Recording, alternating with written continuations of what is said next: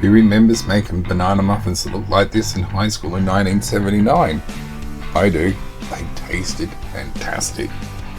And now in 2017, that same recipe with the addition of streusel topping looks like this. And once again, it tastes fantastic. But the textures are completely different. So if you've got bananas in the fruit bowl like this and kids that won't eat them, use my own recipe, make them look like this, and they will want to eat them. Hi, my name's Dan. I'm Dad in the kitchen. I have my oven preheated to 200 degrees, my ingredients weighed out, and I'm about to put some liners into a muffin tray and make some streusel topping. For the streusel you need some rolled oats, some desiccated coconut, plain flour, light brown sugar, butter that's cubed, cinnamon, and 1/8 of a teaspoon of salt.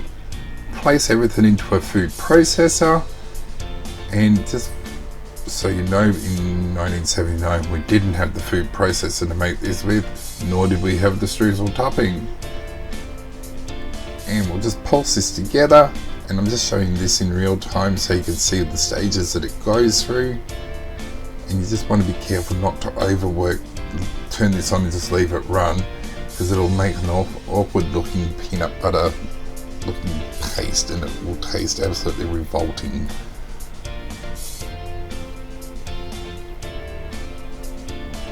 So once you've got your streusel together, tip it out onto a plate so it's a little bit thinner in mass, and get it back into the fridge to get the butter to set up again.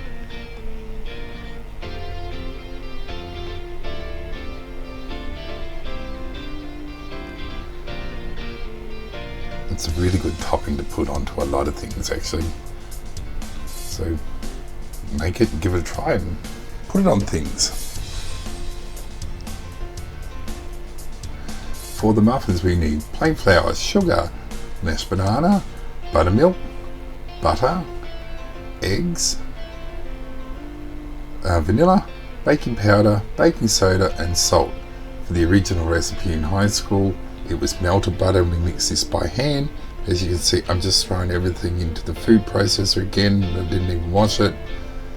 And mix the dry ingredients together. Then put the butter pieces in, and then just cut that through into the flour. And then we'll add all the wet ingredients in on top.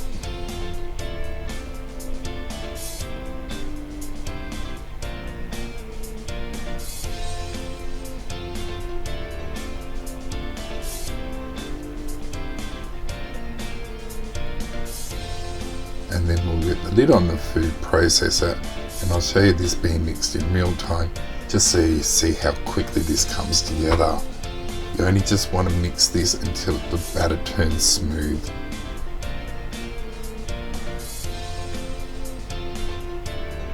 Once the batter is smoothed out, we'll get the bowl is scraped down, and then we'll transfer the batter from the food processor into a normal mixing bowl.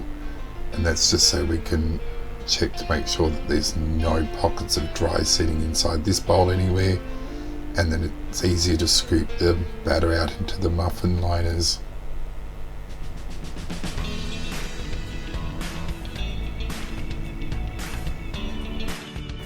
And we'll just give that a quick stir.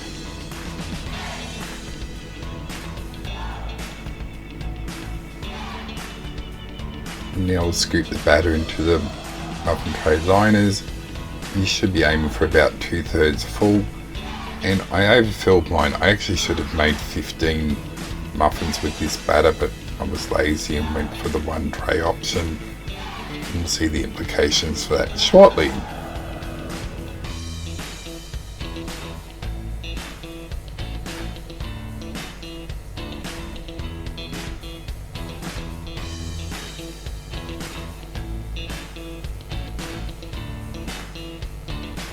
Give the tray a bit of a tap, level off the top of the batter, and then we'll go ahead and we'll put some streusel topping on it for the muffins. You see just shortly that I pick a piece of butter out of the streusel mixture.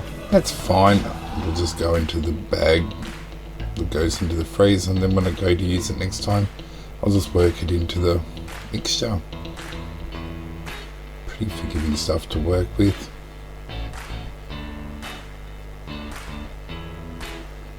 Like I said, I put the piece of butter into the bag, and now just putting in the rest of the streusel topping.